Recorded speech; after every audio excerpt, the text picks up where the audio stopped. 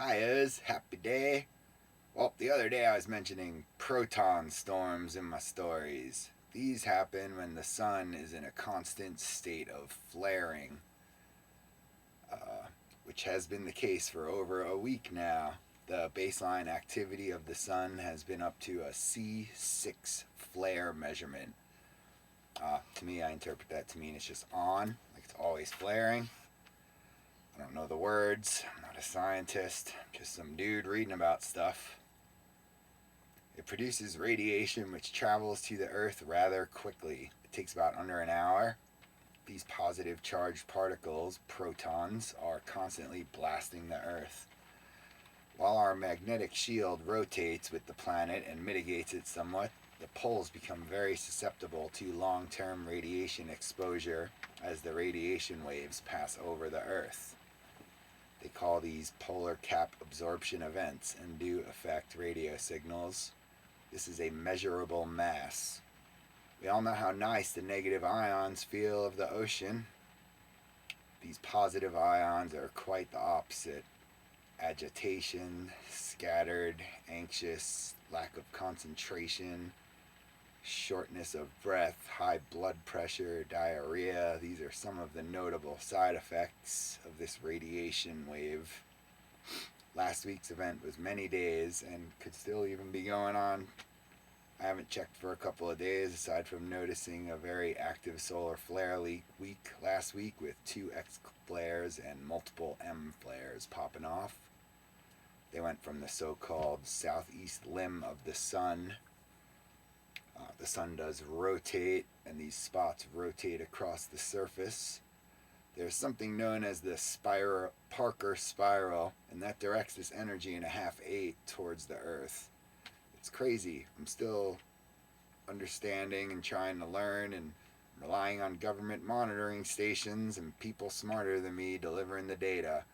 But last week was a rough week here for me personally. I ain't crying, I was observing. There was a couple of days of this before checking in on the activities, and I wasn't terribly surprised. I mean, aside from how long it was lasting, I've really been able to get it dialed in to what's happening when. If I could just sit here all the time without a care, I reckon I'd be really making some progress, but going across the time zone is rough. Working, building here, observing, thinking, chilling with Axel.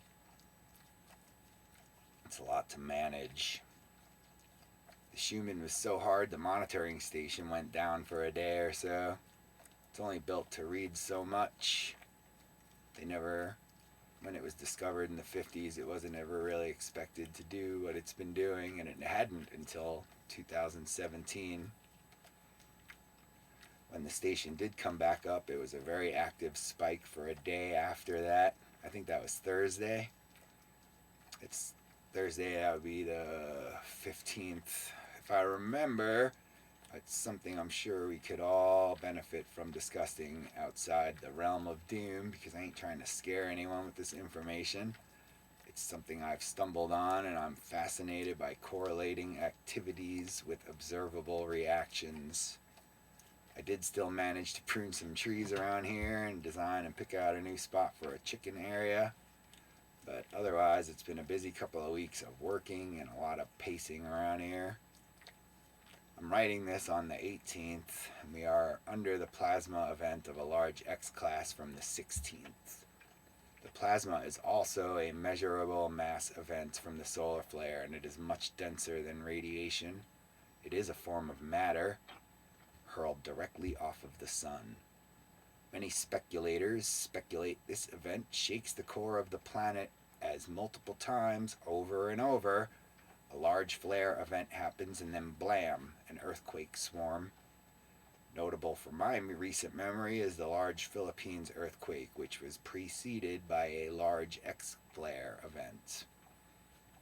There were many other releases of energy worldwide around that time, with volcanoes and other fault areas swarming. Typically, the strength of the solar flare is determining how fast it will arrive, like how fast it travels through space. There's always solar winds to factor in, and sometimes, as it happens last week, a small flare will erupt, and later a larger, faster one will. The larger, faster plasma event will catch up to the smaller and make a double doozy. I made that up. They call it a cannibal something or other, but I don't like using such harsh language about it. I feel like yelling at stuff isn't going to help us understand it. Ironically enough, lead paint would ease the blow for us humans, but we ate it all. Maybe there really is something about a tinfoil hat. Most societal slants typically started from doing something that later became deemed silly or just outdated. If anyone is interested, I included a couple of pictures from the monitoring stations. The graph looking one is the frequency reading of the sun. That chart is 2 days worth of data. The hard line to the right is the big X class from Friday the 16th. I used that one as a reference for all three of these. It's obvious to see a big event and really see the graphs and understand the readings. You can see all the other flaring from the spiking along the line. The sun picture is some type of live with filters camera satellite trained on the earth-facing side of the sun. It is also capturing that flare from Friday. That's what I meant, the southeast corner. The final picture is the radiation pact, also from that X flare. You can see how massive that hit is. On the bottom, the poles, it's been red like that mostly all week. Pretty fascinating to me is the gravitation towards technologies that at any given moment could be greatly impacted by this. It's fear-mongering to say we're all doomed. However, it's forward-thinking to recognize a potential weakness and plan accordingly. How can we harness this energy to use? Can we predict volcanoes? What the heck does the Schumann keep screaming about? Is it a magnetic pole shift, as many theorize? Should we be drinking iodine with all this radiation? Is that bad? I don't know.